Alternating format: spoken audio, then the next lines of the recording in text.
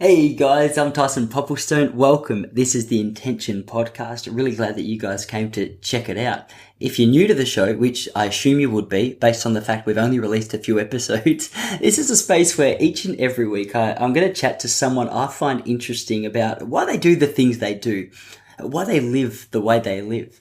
The idea there is I want to be able to learn the lessons that these guys have learned so that it might be able to not only save me some trouble in my own life, but do the same for you.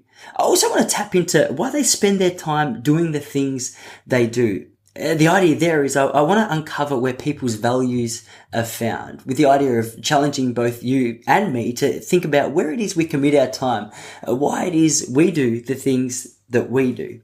The podcast is called Intention because it's all about discovering what it means to live an intentional life. And the lady that I have on the show today is an incredible example of someone who just absolutely screams intentional living and happens to be very talented at what she does at the same time. If you haven't heard, her name's Julie Piatt, and check out this for a CV. Julie's an author.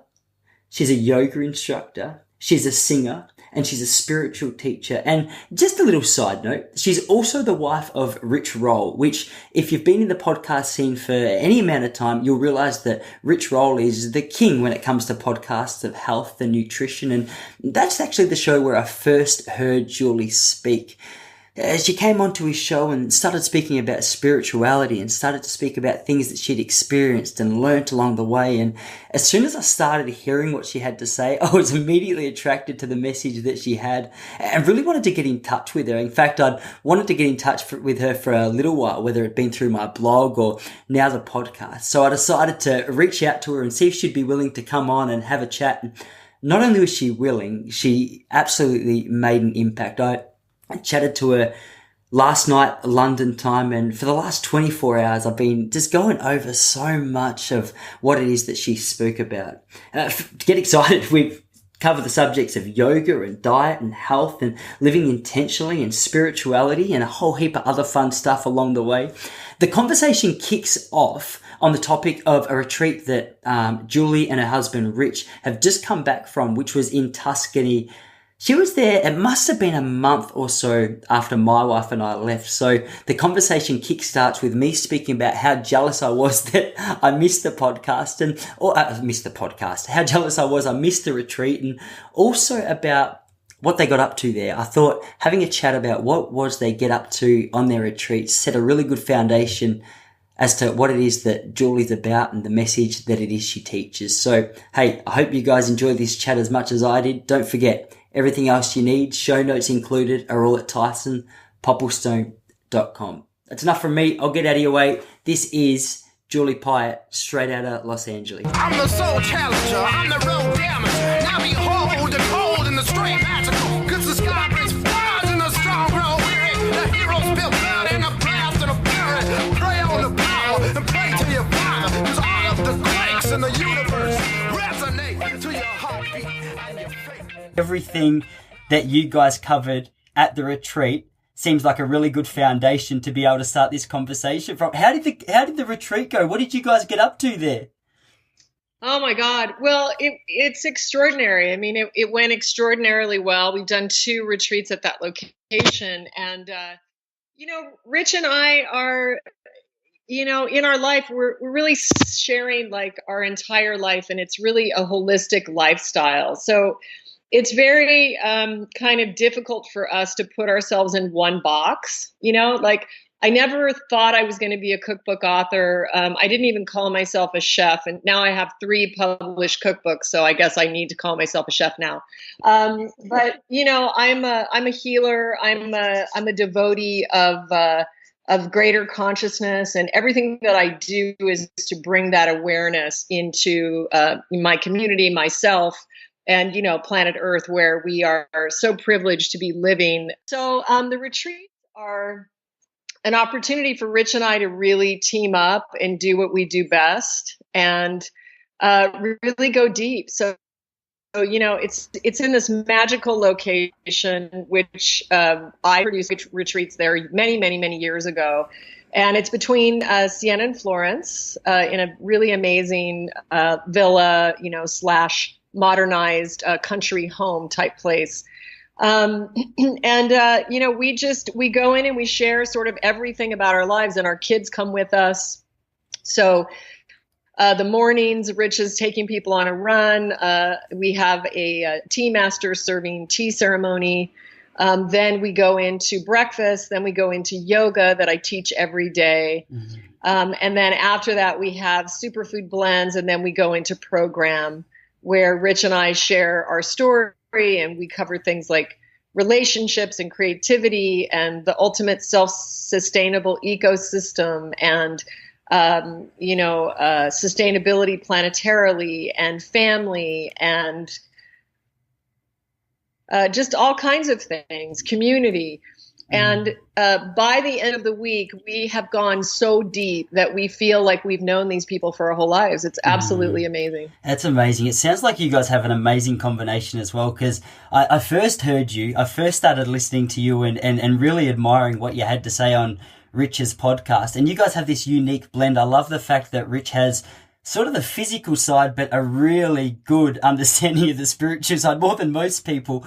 But you just come in with these absolute killer spiritual insights. I think it's a really admirable combination. I can only imagine what it was that you guys got up to there. But you mentioned that the yoga was a really big part of the retreat and obviously your day-to-day life. And there's so much I want to touch on, but I thought the yoga would be a great place to start because it's something that seems to be really picking up in the West, I've noticed. My wife and I have started taking a lot more interest in it. We do it, 4 or 5 times weekly, and I'm very new to it, but I've found a really sweet spot in the practice that sort of just transcends throughout my whole day. I mean, that one little practice, we do about 30 minutes in the morning, and not only physically does it allow me to feel great, but just on that emotional or spiritual level, I seem to take a bit of peace from that yoga practice throughout my whole day. And I know it's something that you've been doing for a little while. I'd love to hear a bit more about, how you got started and what it is about the yoga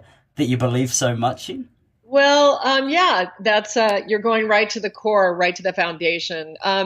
Let's just say, that I've always been on a spiritual path. I was just one of these people that was born that way as long as I can remember. Since I was a child, I was interested in what happens when you die. And I was, I was catching a ride to church with the neighbors because my family had stopped going, this type of thing. So it was just really innate. And I mean, later on, I reawakened a deep love for the yogi lineage. And since then, in my spiritual experiences and past life experiences, I know that I have had many lifetimes as a yogi in different forms. So this is a sacred lineage. It's the oldest lineage on the planet. And we actually all are descendants of Sanskrit because it is the first, language system, tradition, teaching. And I know now, being 54 years old and having gone through a lot of life experience, 3 marriages, 5 children, many businesses, traumas, financial collapse, deaths, all kinds of things that life brings us, that this lineage and this practice and this connection, it's such a grace. It gives us a grace of connecting us outside our body, which is something that without it, my life would not have been the same. And it's important to point out that this is not a religion. I am not talking about being a Hindu. Yeah. This is a spirituality that connects us with all things on a cosmic level, on a nature-based level. And all you have to do is get on the mat and practice yoga. Rich and I met in a yoga class many years ago, and we fell in love actually in that community. And it was actually a very controversial community because it's taught by a controversial teacher named Steve Ross, who seemingly is very, he teaches yoga to loud funk and rock music. Wow. But the interesting thing about it is that the postures are so powerful. It's like a language that you're interacting with energy or prana or life. And the postures are so powerful that they will wake you up even while listening to rap music. Now, it's not where I stayed. it's not what I advocate. I don't teach my classes to rap music, and I wouldn't do that. But it was a magnificent pulling in or open door to get me to the next place, of awakening. Oh my gosh, there's so much in that that comment that you just made that I could just delve straight into. I want to rewind the clock just a little bit to something you started your answer with, because I feel like you really hit me on like a personal level, and it's something I don't actually speak about with a lot of my friends or a lot of people I'm even close to. But just I started off with a real interest in spirituality from a young age. Actually, if I'm honest, it probably started out as a real anxiety, which forced me into just thinking about what this whole existence is about. So I think speaking to someone like you, I feel as though you really understand where I'm coming from. So you mentioned that you started going to church, or you were continuing to go to church when those around you weren't really interested anymore. And I know you're not a part of a religion as such anymore, but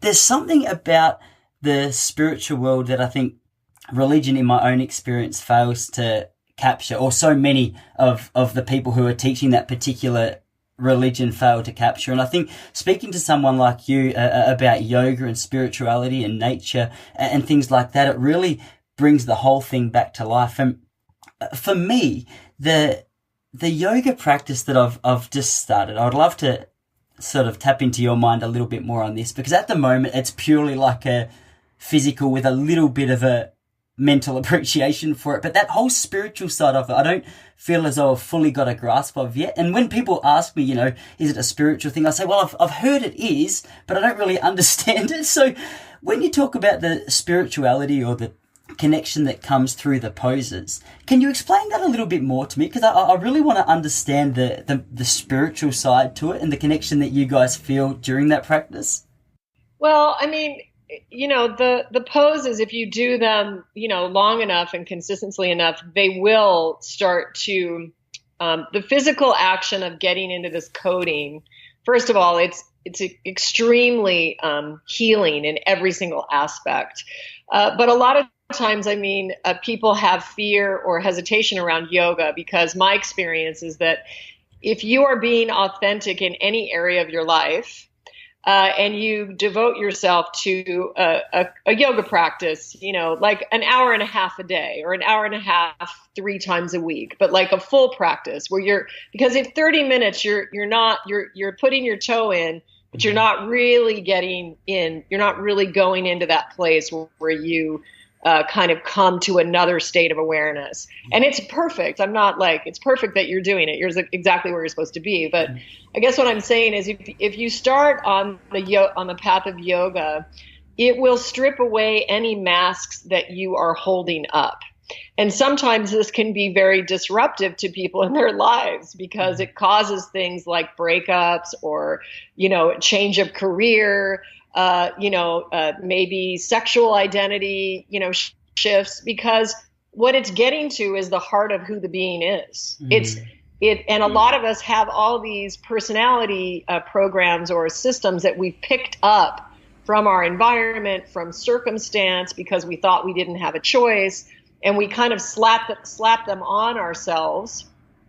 And then we say, okay, I'm an accountant, or, I'm a teacher, or whatever it is, when maybe really we never took the time to meditate or to come into contact with that deep, authentic yearning that is a part of the blueprint of each individual human being.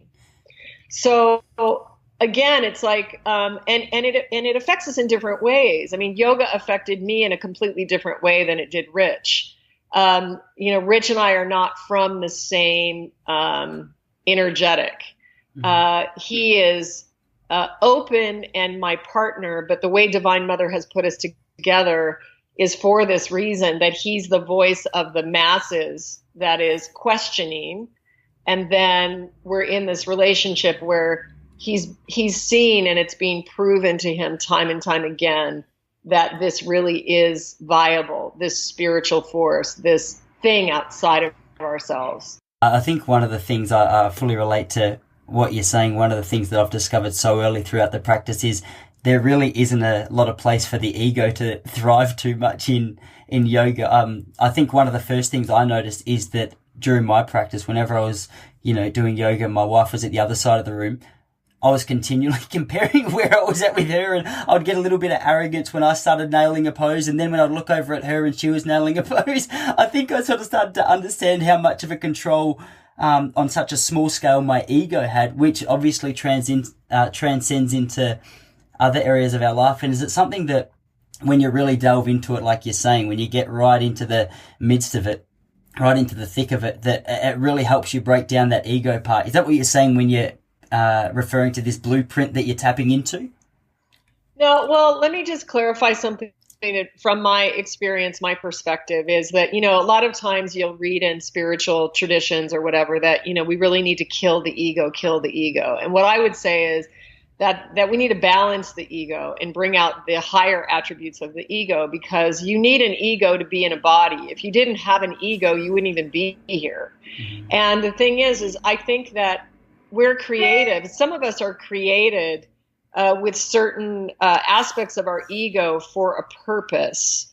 For instance, if I'm going to be like a healer or a spokesperson for a lot of people, I have to have something in my ego that enjoys speaking in front of crowds, or that has some sort of aspect of that. Do you see? Mm-hmm. So what I would say and add to that is that yoga is not about physical asana. It is not a calisthenic feat of achievement.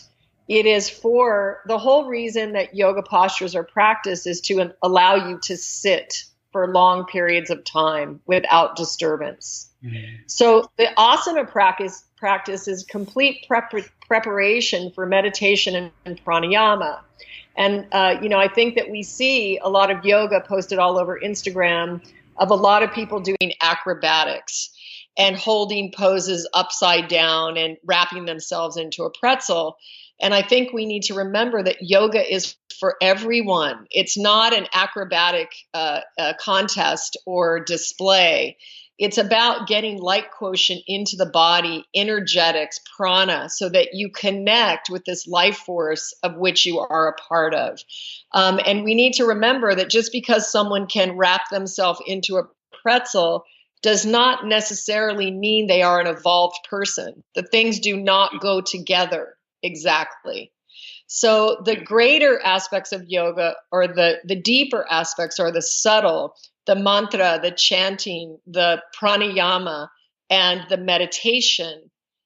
So these are the things. Why you practice asana is so you have a healthy, supple body that will allow you to enter into these deeper practices. And why do you think it's become such a big thing in the West? Because I know when you talk about the fact that it just allows you to sit with the energy, it allows you to stay where you are, and I think in the West, I've noticed that there seems to be a real hurry. There seems to be no peace. We're jumping from one thing to another, and regardless of what field we're in, especially I know this because I do it myself, but there's this constant pursuit of the next thing. And I think for me, the practice of yoga recently has allowed me to sort of just calm down a little bit on that. But there's, as you say, there's so many photos being posted on Instagram, and I've noticed a real trend. And for someone who's been in the field for such a long time as yourself, you'd probably notice it even more. But what do you think has actually caused the sort of influx of the practice in yoga in the West in recent years? Well, I mean, I think it's because people know that it's an absolutely divine tool of support. It's an amazing, amazing practice that will benefit anyone, everyone and anyone. If I have to name one thing that has transformed my life completely and made my life meaningful in a deep way, it is the yogi lineage. And this teaching and this system that is available to all of us, that really is just connected to your breath. It's the difference between being dead and being plugged in to the life force. And one of the things that you learn from yoga, which I want to point out, it's probably the biggest thing being in a modern world, is there's something called second attention that I learned in a tantric workshop. And when I say tantra, it doesn't mean sex. It's a whole lineage of which sex is a part of, just like sex is a part of being a human being. But tantra is a whole like teaching, a whole lineage. And one of the things that I learned from that is to hold this second attention. And so we would do this practice where we would hold the guru's image while we were doing something else. So you would be holding that second attention for long periods of time. And I find that a yoga practice that is connected to the breath gives you that, it starts to activate and build that muscle of that second attention. So why do we practice yoga? We practice yoga so that when life hits us with challenges, or someone we love dies, or we get a divorce, or we lose our job, or there's an earthquake, or whatever, we have this beautiful stillness. The muscle is exercised and developed so we can grab that point of neutrality and be a warrior of light in the midst of chaos. So that is really probably the biggest gift that yoga gives you on, I would say, on the physical mat. That's before you go into meditation and stuff. Just the physicality of it when you're in a posture and you're breathing and you're watching your breath. That gives you a very, very powerful skill that is very beneficial and will be much needed in the coming time on the planet. The other thing that I wanted to touch on, so when you say that yoga in itself is not meditation, it's preparation for meditation, for me, being so new to it, it's a little overwhelming. I hear so much and I'm like, okay, I'm not really sure where to start. So for someone who is, just looking at getting into yoga, getting into meditation, what you've said, obviously a great foundation, it's great support, and it's given me a lot of insight and inspiration to keep going with it. But as a start point, where does someone turn to even begin? Well, I mean, if I was talking to you and your wife, I would say get to a full practice. That's an hour and a half. Okay. So if you do an hour and a half practice, then you have time for the pranayama or time for a little bit of meditation. I would, there's a very simple pranayama. It's alternate nostril breathing. And you literally inhale through the left nostril for, let's say, 8 counts. And you hold it in the third eye for 8 counts. And then you exhale out the right nostril 8 counts. Now you inhale right nostril 8 counts. Hold at the top 8 counts. And exhale left nostril 8 counts. I would do just that breathing practice 12 times in the morning. And it's so simple, like nobody will want to do it because it's like, but I'm telling you, just that will start to balance your left and right sides. Get yourself into a yoga practice or yoga community. I no longer practice with a community generally. I have my own practice that I do in private. That's my practice. But it took me many years of practicing in community to build that muscle to where I had it. So now I'm actually recording my first yoga video. I've shot it, and I have a book deadline for my plant-based cheese book in a couple weeks. But in December, I'm going to finish that yoga video. So, I mean, you really went to the core of the question of everything that I do, and that is without yoga at the core of every single thing, I would not be able to express myself in the manner that I do in all these different ways.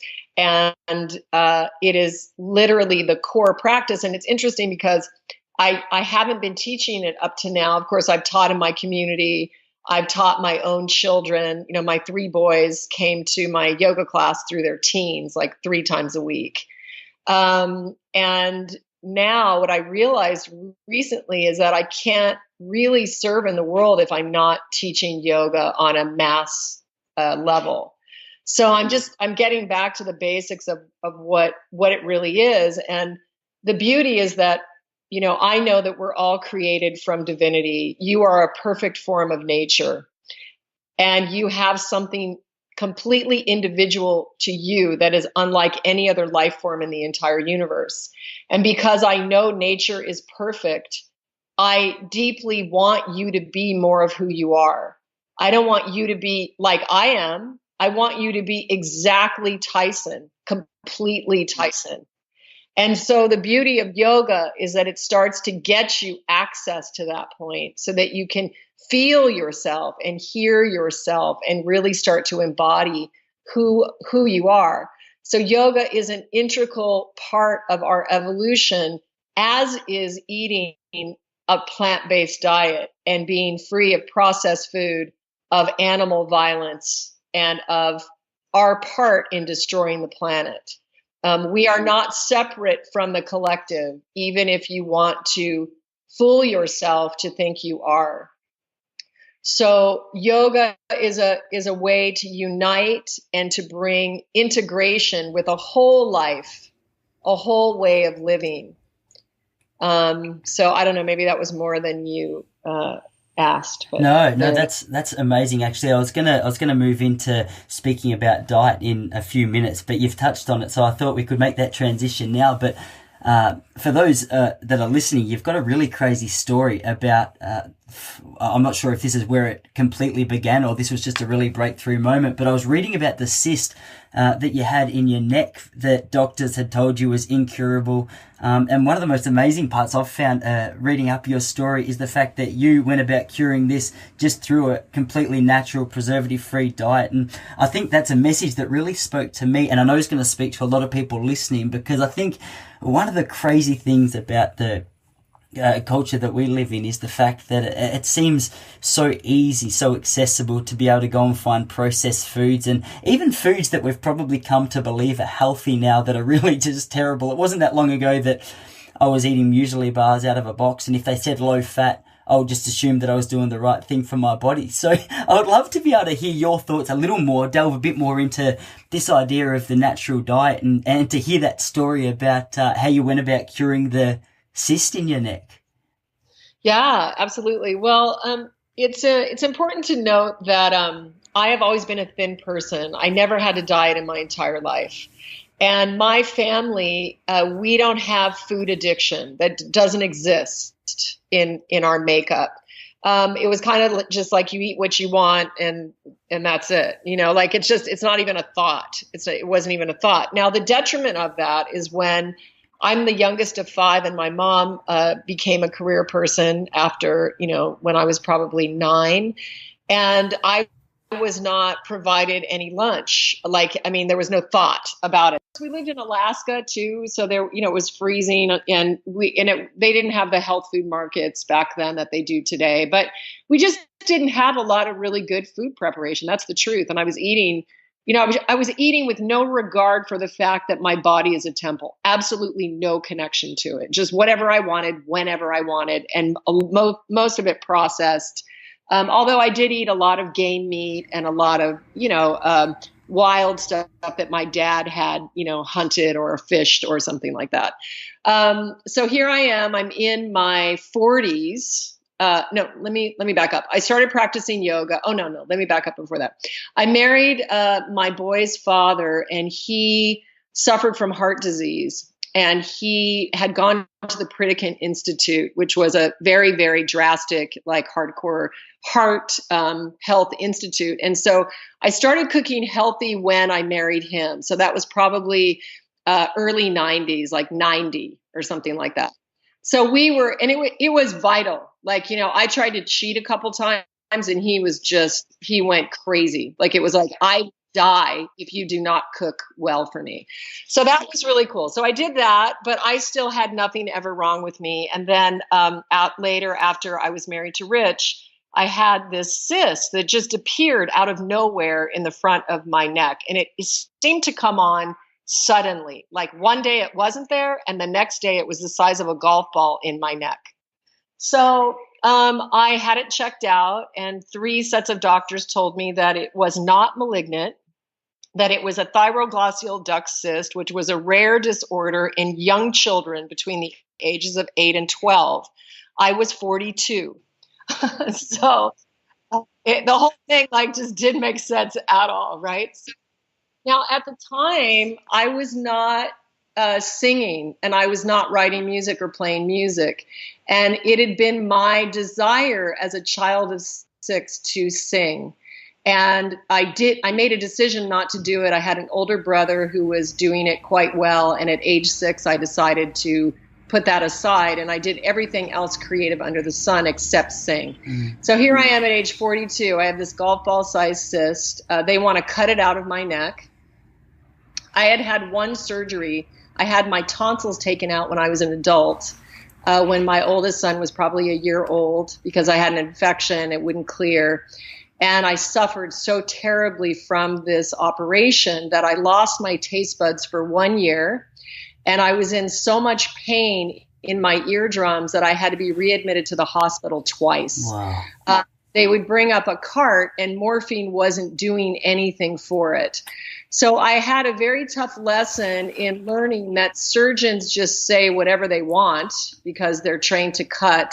And the surgeon that had told me that this was easy, that it was a no-brainer, that I would be back up on my feet in 3 days, something happened and none of them would take responsibility for it. And so when I got this bit of news and they said, we're going to cut your neck, I was like, yeah, I don't think so. I have enough evidence to know that I should trust what you're telling me. Against the advice of Rich and my family and everybody else, I decided to seek out the counsel of an Ayurvedic physician, which is an Eastern Indian physician. It is a lineage that is handed down from guru to student, and it is about healing with plants, healing with herbs, and healing with lifestyle adjustments. So I met with this beautiful man named Dr. Patel, and I met in the basement of his home. And I would go in and he just had jars of dirt. Like there was no packaging, there was no label, there was no organic, there was nothing. But we shared a love of yoga and the Bhagavad Gita. And he told me that my body would heal itself. And he gave me a very specific prescription of mostly a plant-based diet of specific plants, specific legumes, specific fruits. He put me on this herb regimen where I had to drink these herbs that were so smelly that the boys would run out of the kitchen like having their nose. And I also made this paste that I would put on the outside and wrap my neck in a bandage every night. In addition, stopped working at 5 p.m. I no longer worked on weekends. I got up every morning at between 4:30 and 6 a.m. and did meditation and pranayama and praying and yoga. And then I ate off of this one sheet of notebook paper for the entire year and a half. And it was very inexpensive. Every time I went to him, I think it cost me $160 is what I gave him. And I went every 4 weeks. So to heal myself completely of this ailment that every doctor said I had to have massive surgery for, I think it cost me like less than $1,000, maybe. And it wasn't what happened when I first started taking the herbs. I had hundreds of pimples that came out on my face. And I would wake up and I would just have like a sea of breakout everywhere. And everyone was very upset about it. Like my family, they wanted me to stop taking the herbs. My facialist was like, she called me afterwards, please stop taking the herbs. It's breaking you out. And I was looking at everybody going like, duh. Like, it has to come out of my body. And I think this is something that's really kind of common of humans. We don't want to look at the ugly. We want to like gloss it over and just act like everything's fine, or we want to take a pill and make it go away. But we don't really want to put the work in to really looking within ourselves to what demons are inside of ourselves. I mean, I had it, this type of demon was in the form of toxicity, but it was an accumulation of all that lifetime of all that bad eating habits, really young. And anyway, it took about 4 months and then it started to recede and I knew I was gaining on it. And so I kept on and kept on and kept on and kept on. And within, it was probably a year, it was completely gone. And Like, I imagine the responses of the people around you started to change a little bit as the cyst started to disappear. yeah. Then suddenly, I was the irresponsible, person. And then suddenly they were like, wow, but I didn't go back to the doctors because, you know, physicians, they're so attached, many physicians are so attached to their intellectual knowledge. I had a friend of mine at the time who was an anesthesiologist, and I'd gotten pregnant at the end of that whole thing. And she just said, oh, well, you healed because you got pregnant. She said it in one sentence. And I just stopped and I turned to her and I said, you have no right to say that and to take away my entire process of healing that I have devoted my life to. And she said, you're right, I'm sorry. And she apologized. But I didn't go back to them because I didn't need their validation. And, Yes. they're just going to explain it away with another intellectual sentence. And I had my experience, which changed my life forever. And I was very held in the arms of divine because it was not stage 4 cancer. I completely relate to what you're saying about the intellectual responses that you get from doctors. Actually, I found out about Rich's podcast at a really interesting time in my life. It must have been 2.5 years ago, maybe 3 years ago now, that I was going to a doctor. I was a middle distance runner, spent about 10 years in that competitive field and constantly had problems with my sinuses. I had nasal polyps and couldn't seem to get on top of it. The inflammation was always there. And every 2 months, I'd go back to a specialist doctor and I'd go back on more medication and get more nasal sprays. And temporarily for a little while, the medication that they were giving me would seem to address the symptoms, but over time, they continually came back, and I had 2 surgeries, and I was getting ready to go back in for a 3rd surgery, and I was sitting with the doctor in Melbourne, and I said, mate, we've been doing the same thing for the last couple of years now, and nothing's really improved. And he said, yeah, look, it's something that you're going to have to do probably every few years for the rest of your life. And there was just something in me that didn't sit right when he said it, and I started to do a little bit of research, and I actually came across Rich's interview with, I can't pronounce her last name, so I'm just going to say Fully Raw Christina. And I heard her speaking about her approach to food, and I listened to Rich's words and the things that he had learnt throughout his time on food. And I started to look at the food that I was eating. And my wife's grandma actually had said to me for years, Tice, I think you're allergic to dairy. And I was sitting there thinking, first of all, yeah, grandma, you don't know. The doctors have told me, what it is that I need to be addressing. But I thought after that interview with Rich and Christina that I would just try and cut dairy out in all of its forms from my diet. And amazingly, after about 10 years or so, just through that one change, everything cleared up. The inflammation went down. And like you, I didn't go back to the doctors because I think for me, there was an element of frustration in the fact that I sort of felt a little bit ripped off. I felt a little bit lied to. And the fact that the treatment for my problem was so simple and they didn't even consider it was something that really not only surprised me, but frustrated me.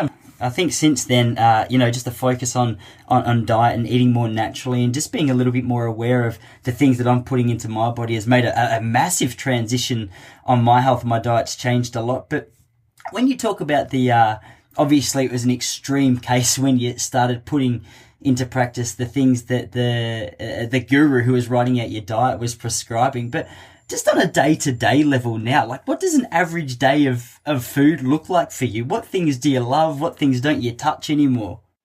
Oh, well, let's see. I definitely don't touch any meat or dairy, for sure. This whole world of becoming a plant-based chef has just been delightful. It is the highest vibrating, most delicious way to eat food that I ever could have imagined.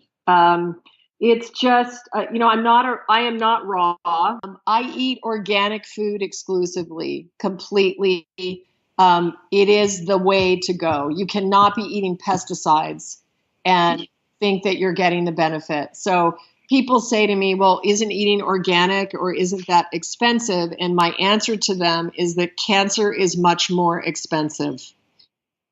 It's the wrong thinking. It's like, it's not the long view. Like if you're thinking of the moment of saving pennies, I would eat less, Yeah. or get more simple or buy bulk.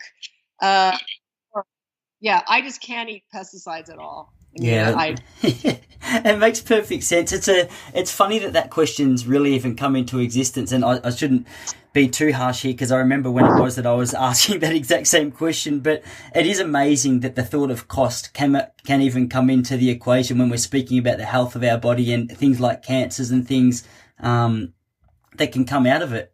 I've started shopping at a local organic shop just up the road from us. So we're at a little suburb in London, and you're completely right about the fact that when you start buying bulk, it's not really that much more expensive anyway, is it?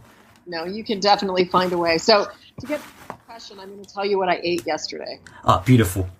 Okay, so I really love my cashew cacao latte that is in the Plantpower way in my book. So that's really, like, if I'm indulgent in anything, I'm indulging in that. It is just it's my joy. It gives me healing. I love it. I adore it. And it's full of brain food and antioxidants. And I sweeten it with whole foods, with fresh dates. And there's a whole world of dates waiting to be discovered, which is pretty cool.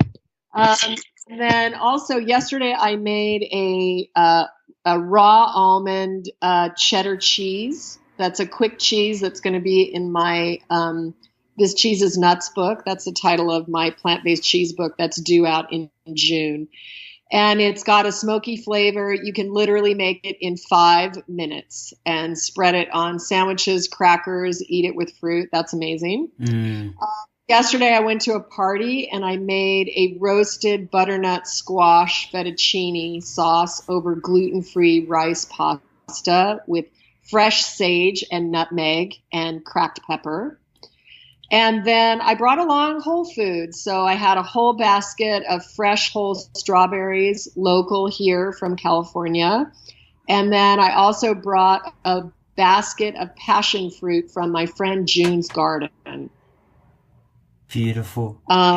And that's kind of what I ate yesterday. Oh, it sounds so good, but honestly, I wish you lived in London because that sounds like the most amazing diet. I feel like I need to take a leaf out of your book, literally, and start stepping up the foods I cook, because I think I've settled for, as long as I'm eating plenty of colours and some beans, I'm saying to myself, yeah, good job, but not much of it tastes very good. Yours sounds delicious. Yeah, it's good. The food's really good from the Plantpower way. But listen, the chef that I met at, and I'm probably going to say this wrong, but Bermondsey, is that like a suburb? Did I say it right? What is this? Did you say this is in the UK? Yeah, it's in the UK. It's in London. Oh, I'm so new to the place that, Julie, just say however you think it is, and I'll just go along with it because I don't even know if it's right. You got to go check this chef out. She's incredible. I don't even really know her name. I think her name is Scarletta Rosita. But anyway, she has a vegan spread at the Bermondsey farmers market, and it was incredible. And she has, that's it, Scarlett Rosita, and her name is Rosita Minichiello. Okay, Minichiello. That could be very good timing because it's my wife and I, it's our anniversary coming up this weekend, and I'm in charge of trying to organise where it is that we go. So it sounds as though she could be getting a visit. Yeah, and she takes online orders on Facebook/Scarlett Rosita. And she has amazing cakes, breads, salads, curries, soups. She is fantastic, and we have a girl crush on each other. If anybody goes, you got to tell her Srimati sent you and give her a kiss for me, okay? I definitely will. Actually, I wanted to ask you about that, Srimata. Can you explain that name a little bit more? Because I feel every time I, found something attached with your name that Srimata was there. Can you explain that a little more? Yeah, I will. Actually, it's a very beautiful part of my life. It's actually the name is Srimati, Srimati. and the whole name is Ma Ananda Srimati. So I had this experience, and this is important to note, all with the cyst as well. During the same time that I developed the cyst, I had a breakup with a guru of mine.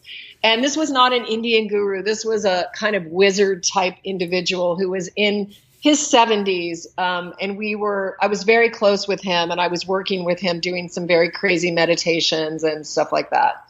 And it came time for me to move on. And in my mind, I thought we were going to separate and be great friends, but it didn't go down that way. And I was delivered a legal notice from his organization, like accusing me of trying to steal assets or some crazy, like it was so bizarre. And I had been such an eager student. I had served him from my heart, like so sincerely, that I was just absolutely devastated. So none of it was true, of course, but Divine Mother obviously had other plans for me. So I developed this cyst in my neck, and then I also started this meditation practice, that literally forced me into meditation to deal with the pain. And these songs started writing. So when I got myself quiet enough, these songs were waiting to write me, and I started writing music with no training. So I had like a harmonium that I had been impulsed to buy by Paramahansa Yogananda in a meditation, and that's a whole nother story, maybe for another podcast. But I never thought I was going to be playing music myself, and I had the harmonium, and so I woke up in the middle of the night to play the harmonium to release this pain, this betrayal that I had inside of me. And I cried for about a month, and then after that, the songs just started writing. So I then embarked on a 7-year project and became a musician alongside of my two sons, Tyler and Trapper, who were at the time 7 and 8 years old. And we recorded 2 albums together, which are the ones that are released. And now they are in their 20s. But it was an incredibly beautiful experience that I was given in my life. So during this time, the next teacher that I worked with was this Indian master. And I went to meditate with him. And all of a sudden, they called me up along with some others. And they said, he has a spiritual name for you. And he said, your name is Ma Ananda Srimati. And he said, this means blissful, beautiful, and fortunate. And he said, now be that. And at the moment, I had suffered this trauma of this split with this teacher. I mean, it was really traumatic. And I felt 10,000 bricks fly off my back in that moment. And I realized, I'm an artist. Like, that's who I am. I'm a devoted person. I love, sensual things and flowers and aromas and food and art and painting and sculpture, music. And it was like at that moment, he gave me the permission to be me, just to be who I was. And I had spent a lot of time trying to reach outside of myself and grab something that was maybe not natural to me in going through this exploration of all this past life that I had had, and really trying to figure out where my problems were or where I was blocked. And that spiritual ambition turned in on me and caused me a lot of trauma, which was a great lesson that I'd given my power away to someone outside of myself when I was made in this beautiful blueprint of being able to express myself creatively in so many ways.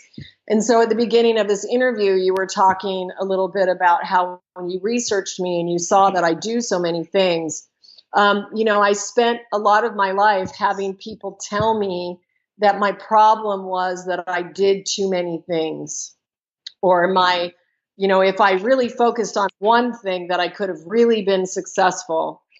And, I'm proud to say and happy to say that I am fully in my multidimensional ability to express the spiritual creative force through a myriad of mediums, very adeptly and very honestly.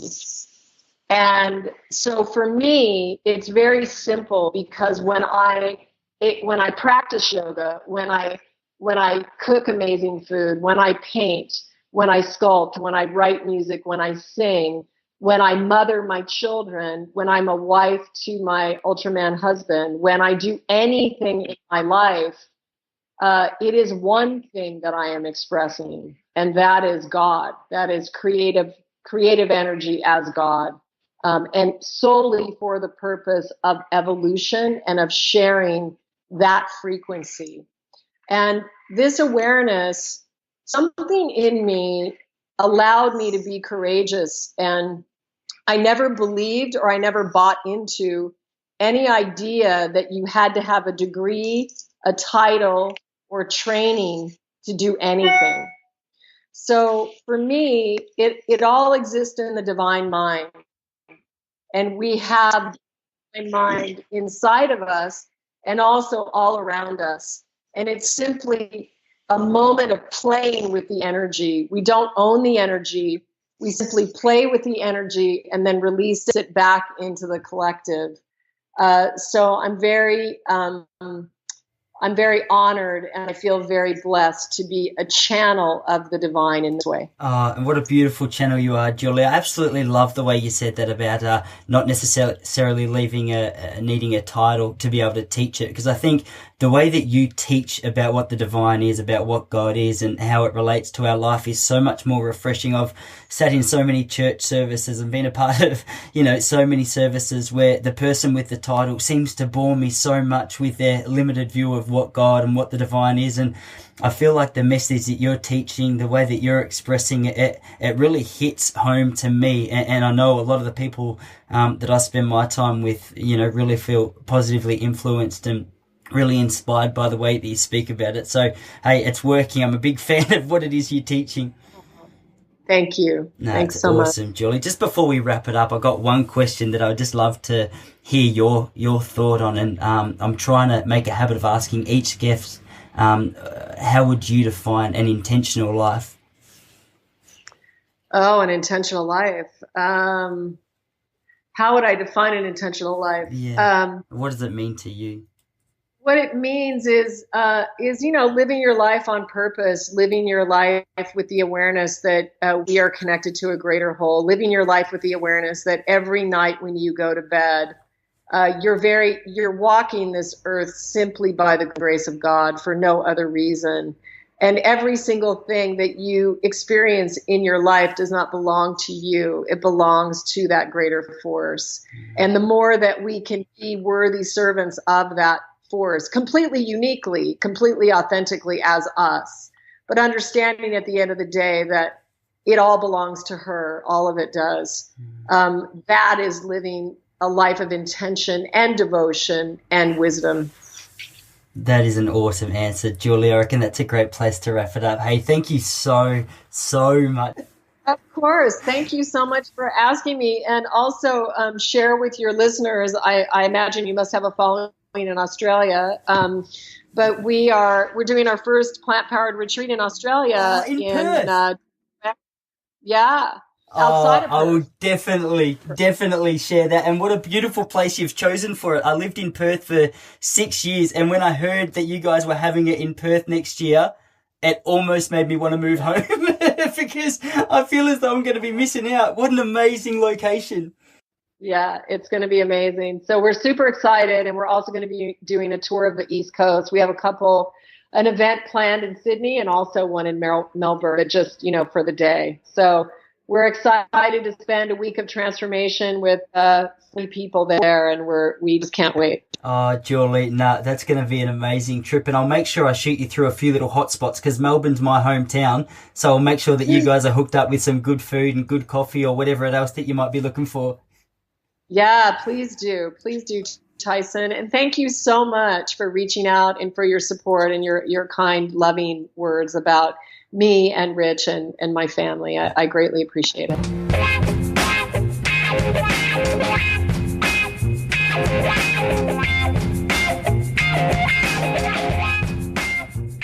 Thanks for stopping by, guys. To listen, subscribe, and everything else, visit TysonPopplestone.com. I'll see you next week.